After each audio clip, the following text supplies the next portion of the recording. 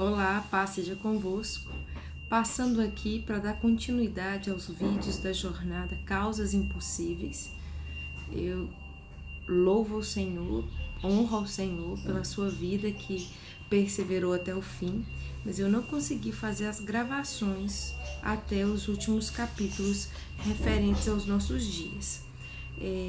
Mas vou retomar e vou continuar gravando, tá? Depois que eu gravar todos os capítulos, eu gravo as sacadas, tudo bem? Que o Senhor te abençoe, mas como a gente tem aprendido, a gente vai precisar começar e terminar. Senão ficarão algumas portas abertas que podem depois futuramente gerar ansiedade, tá bom? Então vamos fechando as portas. Eu comecei também uma época de salmos e a gente não terminou, mas eu vou me preparar um pouco melhor, porque salmos é muito poético e por alguns momentos ficaram faltando algumas percepções pro meu coração. Então a gente deu uma parada. Mas vamos lá.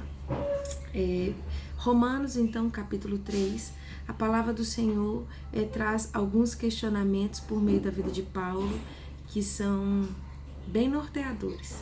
Ele pergunta, existe alguma vantagem entre ser gentio e ser judeu? E ele mesmo responde, existe, porque ser judeu é ser pertencente ao povo a quem a palavra de Deus foi confiada.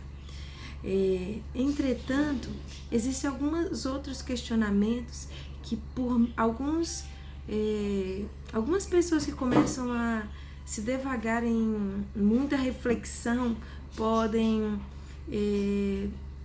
ficar com elas. Então ele mesmo faz, versículo 5, mas se a nossa injustiça ressalta de maneira ainda mais clara a justiça de Deus, que diremos? Que Deus é injusto por aplicar a sua ira? Claro que não. Se fosse assim, como Deus agiria? Como Deus iria julgar o mundo? Alguém pode alegar ainda, se minha mentira ressalta a veracidade de Deus, aumentando assim a sua glória, por que sou condenado como pecador? Por que não dizer, como alguns caluniosamente afirmam que dizemos, façamos o mal para que nos venha o bem? A condenação dos tais é merecida. Então, o que nós vamos precisar compreender? Deus, na sua infinita justiça e graça, já sabia que alguns iriam escolher o mal. Já sabia que alguns iriam escolher o bem. Então, aqueles que escolhem o mal vão ressaltar a bondade de Deus. Entende? Com aqueles que o honram e o obedecem.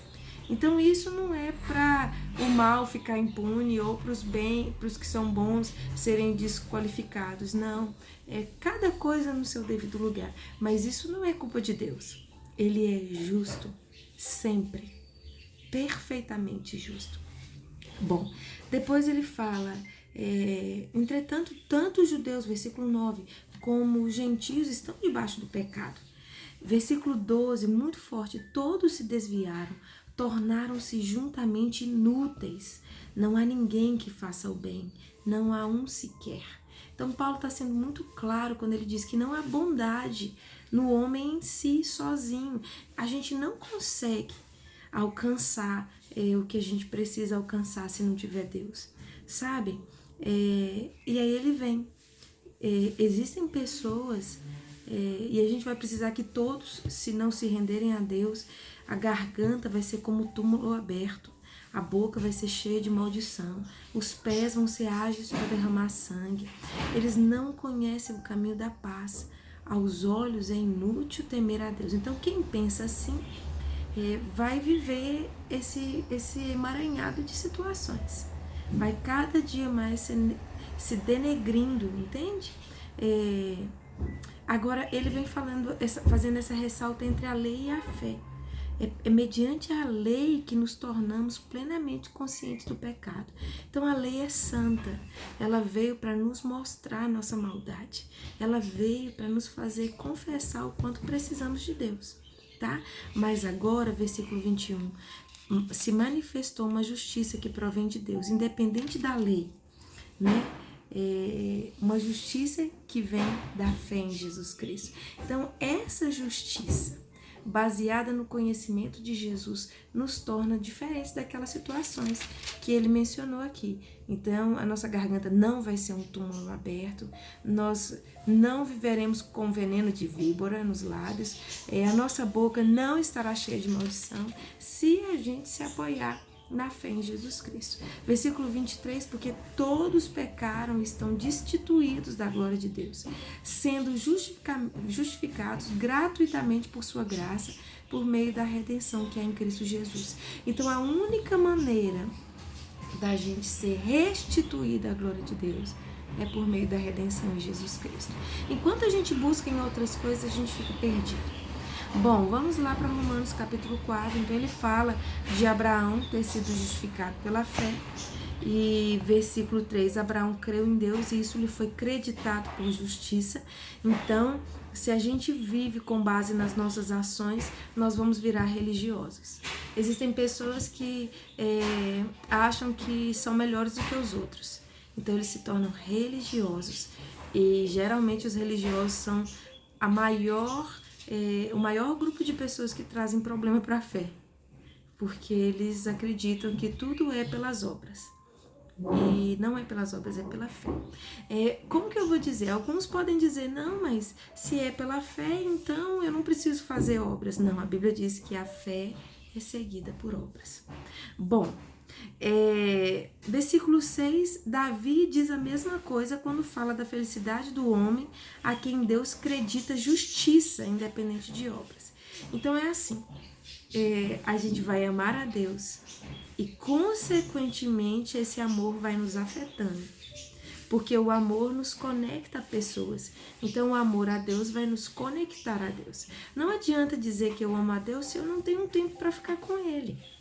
Você acreditaria que seu marido te ama se ele não tivesse tempo para ficar com você? Ou que seus filhos te amam se eles não tivessem tempo para ficar com você? Não. Amor é tempo, né? Tempo é prioridade. E quando a gente ama algo, a gente dá prioridade àquela coisa ou àquela pessoa. Bom, versículo 11. Assim ele recebeu a circuncisão como um sinal, como um selo da justiça que ele tinha pela fé, quando ainda não fora circuncidado. Então aqui ele está falando de Abraão.